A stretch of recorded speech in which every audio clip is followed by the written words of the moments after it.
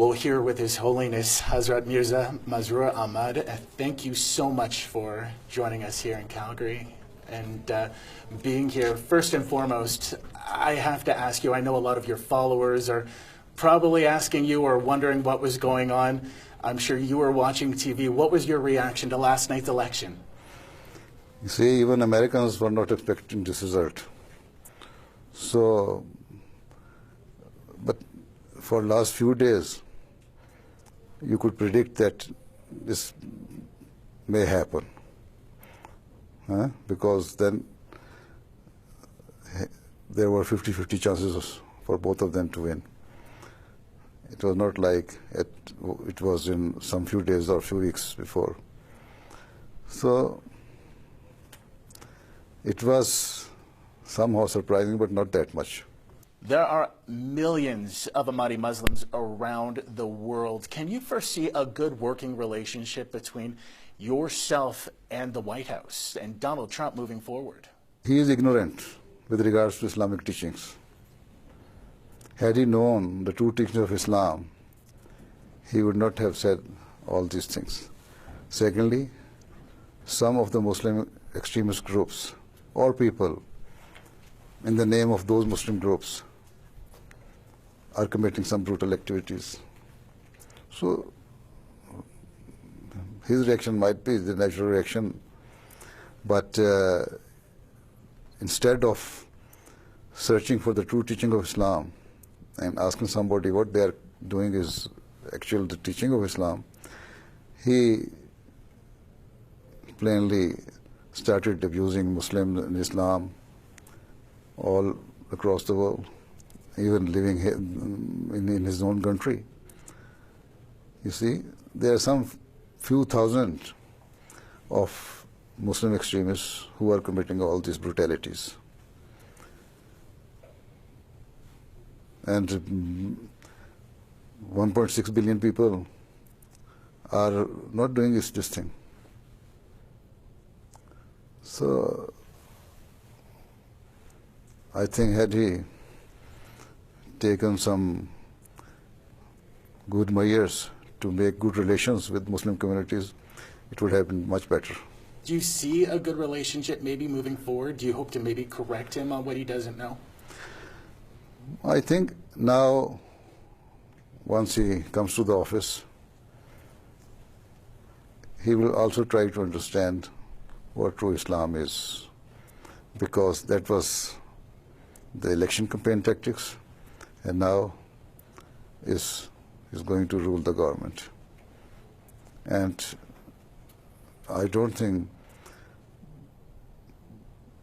American president is given such a free hand that whatever he likes he can do. He has to follow so many, other obligations. So you don't think he'll follow through with his promise? I don't think he will ever implement what he was saying. If I pray that if it is my wishful thinking, it happen.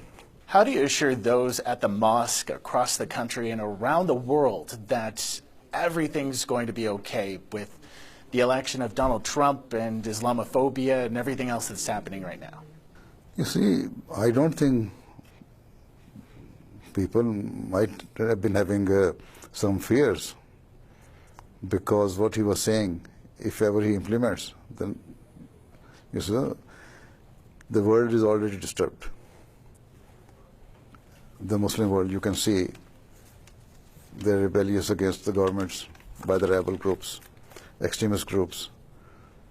Governments in the Middle Eastern, some of the Middle Eastern countries are not discharging their duties honestly and killing the people, their own people. So if they see that situation there, they can have the fear in their minds that it might happen here in the United States. And if it happens here, so that will be You have some... the start of the World War. A civil war. A war. Civil war in their country, and even other countries, there will be disturbance all across the world. You're in the middle of a peace tour right now. You're talking to families here in Calgary and across Canada. What are some of the biggest challenges facing you and your community? As far as we are concerned, we are a missionary community. We spread the message of love, peace, and harmony according to the true teachings of Islam, and mentioned the holy book of Muslims, that is Quran. And we are law-abiding people. We do not retaliate in the way we are being treated. Even there is a law against us in Pakistan, enacted in 1974, declaring us non-Muslims, stopping us from so many activities, and it was further reinforced by the martial law regime in 1984. And that says that we cannot name our children even as Muslim name their children. We cannot profess even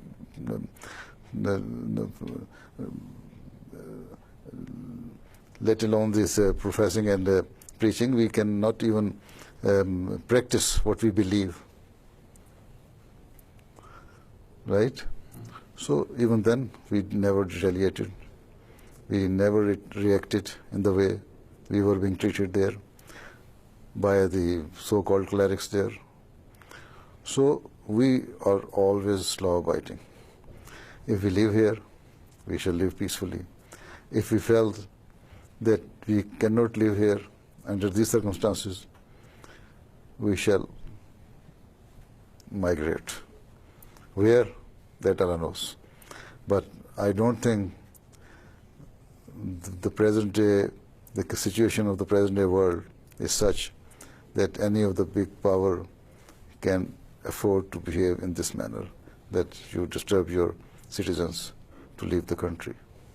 So is it that anti-Islam sentiment by some leaders and ISIS, does that make a challenge for you in trying to get the word out of peace? The challenge in the sense that whatever the brutalities or atrocities they are committing, it defames the name of Islam. And we are the only community who is standing in the front to refute all what they are saying and just remove all the doubts because of their behavior from the minds of the people in the West. So the challenge is that we have to work harder than before to spread the true message of Islam. We've seen some cases of Islamophobia, very sadly, some in Calgary, parts of Canada, and all across the world. Yes. Why do you think that is? Is it ignorance? That is ignorance, and because of their vested interests of those extremist groups and some of the clerics. They have misconstrued the true teaching of Islam and true teaching of the Holy Quran. If you read the Holy Quran, even I've been quoting so many verses of the Holy Quran in my different lectures and addresses, Quran never permits you to behave like this. You see, Quran says that Allah, in the second verse of the first chapter of the Holy Quran, that Allah, the God, is the God of whole of the world, provider and sustainer of all of the world. And the Prophet of Islam is the mercy of all of the mankind. If that is true, then how can you say that you commit all those brutalities and you will be spared? Definitely, those who are committing in the name of Islam all these things, they will come under the wrath of God the Almighty. Are we doing enough to help, say, the Syrians and those Muslims that need the help they need?